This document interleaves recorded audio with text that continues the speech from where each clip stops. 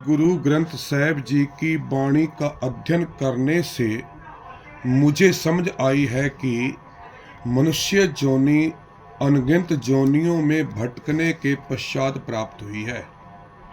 श्री गुरु ग्रंथ साहिब जी के पन्ना नंबर 176 पर राग गौड़ी ग्वारेरी महल्ला पंजवा में विस्तार से मिलता है।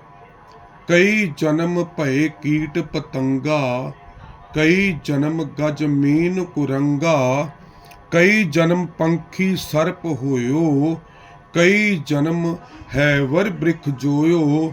मिल जगदीश मिलन की बरिया, चिरंकाल एह देह संजरिया रहाओ।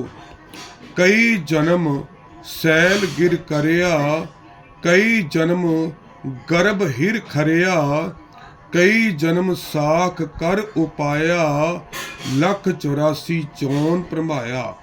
अर्थात अनगिनत जन्मों में हम कीट अर्थात कीड़े थे, अनगिनत जन्मों में हम पतंगे थे, अनेकों ही जन्मों में हम हाथी थे, मीन मछली थे, अनेक जन्म हम पंखी मतलब पंछी थे, अनेक जन्मों में हम सर्प थे, अनेक जन्मों में हम हैवर मतलब घोड़े थे, बैल थे, अनेकों जन्म पहाड़ के पत्थरों में गुजर कर हमें आना पड़ा, अनेकों जन्म हम माता के गर्भ में प्रवेश करते ही समाप्त हो गए थे।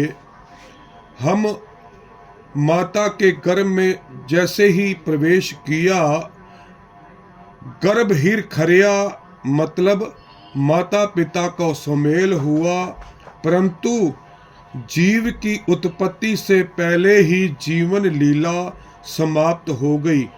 अनेकों ही जन्म हम वनस्पति के भिन्न भिन्न वृक्षों में से होकर हमें मनुष्य जन्म प्राप्त हुआ है।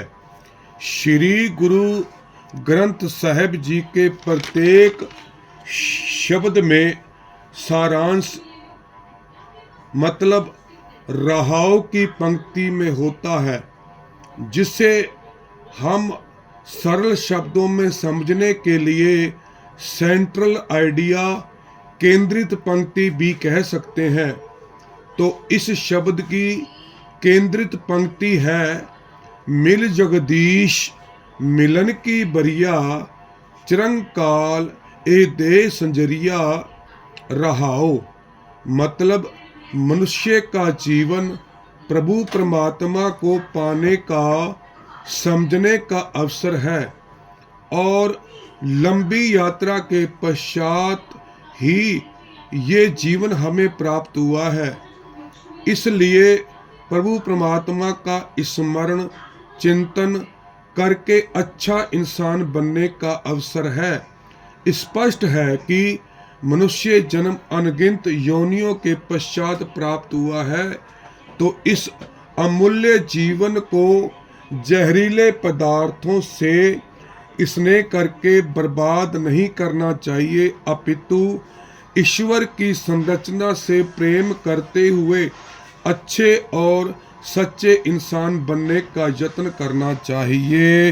वाहिगुरु जी का खालसा, वाहिगुरु जी की फतेह।